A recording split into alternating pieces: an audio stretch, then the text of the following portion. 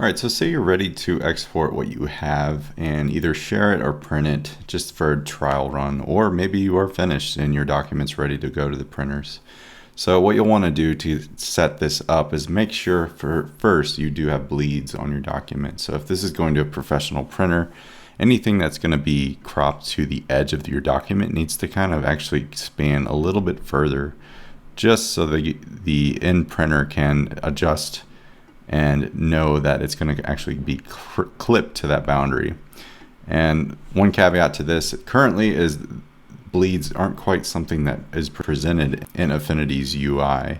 So what we need to do is just make sure our document's set up to have bleeds in the beginning. And I'm going to start with just a 1/4 inch around each. And unfortunately, we won't see this in the UI at this point, but what we can do is just assume that there is a bit of bleed outside of the actual crop portion of the document. So fortunately we can't see that, like I said, so you can just kind of scale these up a bit larger than you normally would at this time. I'm hoping the bleeds do come into view. If I'm wrong about this, please voice that and leave me a comment, but I have yet to find that the bleeds actually do come through in our documents today. So I'll actually just scale up these images at the edge just to make sure that they're oversetting their boundaries and we have something to work with when we go send it to a printer.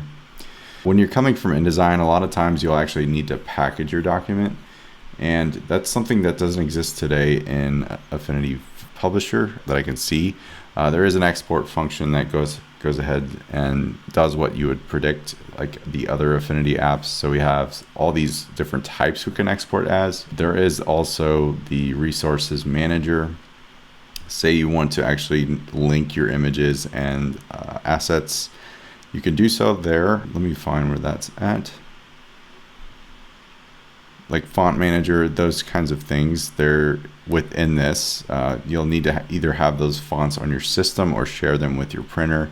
Resource manager, the same thing. These in this document, all of my images are embedded. Sometimes that isn't a thing you want to do though, since some of these are pretty massive. So you might want to just make it a linked document, but you'll need to actually have a folder of sorts where that linked element is, so this document knows where to find that.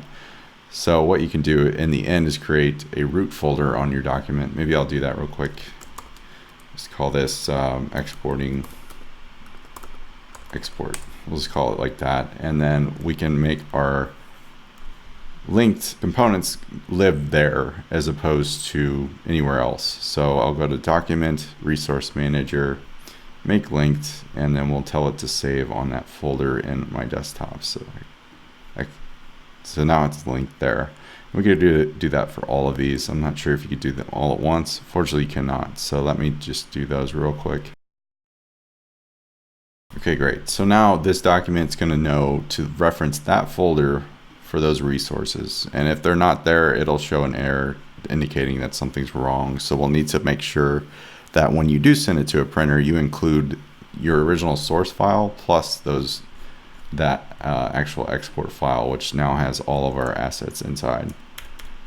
So hopefully that makes sense, because right now I have the document in another folder that would live normally in this folder if we wanted to. In fact, I can move it in there, and a publisher should notify me of that. So I'll open that back up in my app and I'll save that down, and now we have reference to that. Let's see if our resources are updated too. Yeah, so we do. We can locate that file. Locate actually jumps within the document to find that file for you, as opposed to you having to find it within there. So that's kind of a nice thing.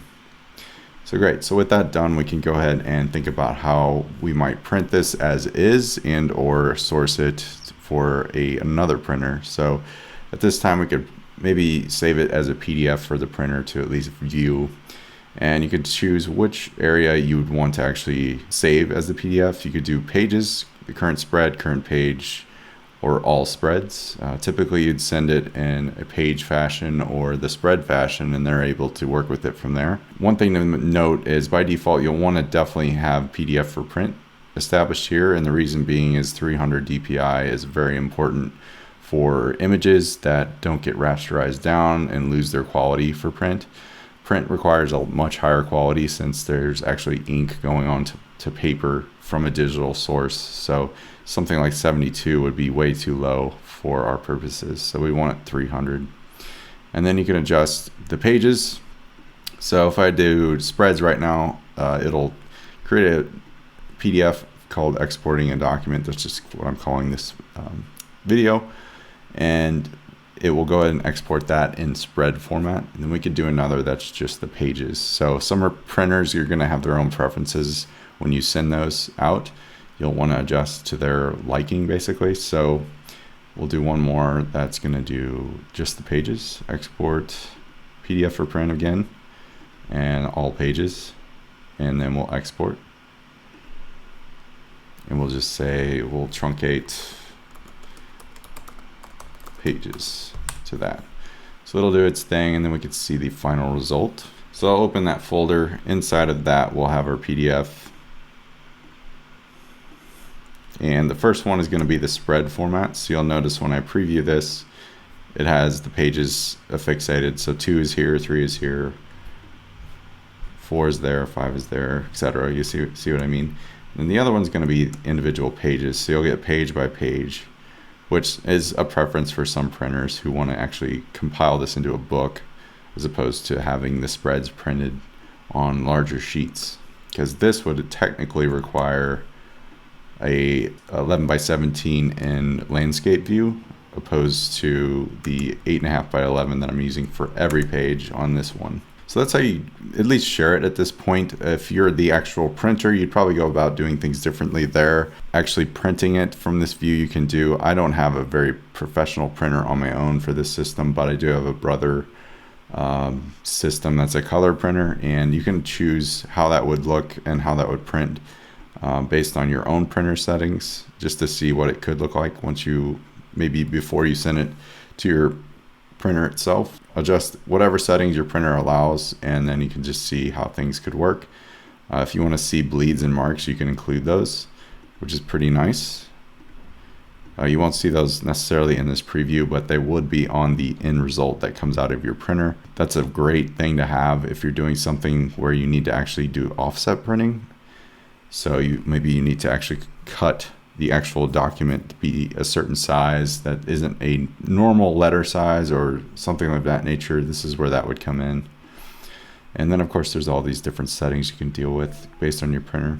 So again, reference your own printer to do that. If you ever wanted to save as a PDF from a Mac view, you can do it this way as well, instead of actually printing it. Just a quick tip there. So that's essentially it, how you to export. Just definitely make sure your photos are optimized for print, 300 dpi at the absolute minimum, and make sure you have bleeds intact for anything that expands over the edges of your document or to the edge. That's going to just save you time and heartache later when the printer comes back showing that the full bleed doesn't exist, which can be kind of a nightmare when the print doesn't go right. It can be very costly. So hopefully that helped you in terms of getting something to a printer. There's certainly more to know. Things such as using the right colors that aren't for digitally based screens, but more for print is important. So instead of just these colors over here, you want to make sure you use the cmyk colors. I'll go into more detail on this on other videos, probably more of a general design course that'll come up in terms of color theory and how to use colors for print, web, etc. So hopefully stay tuned, find this video useful. If you have any questions or feedback, feel free to leave those in the comments below. Thanks for watching.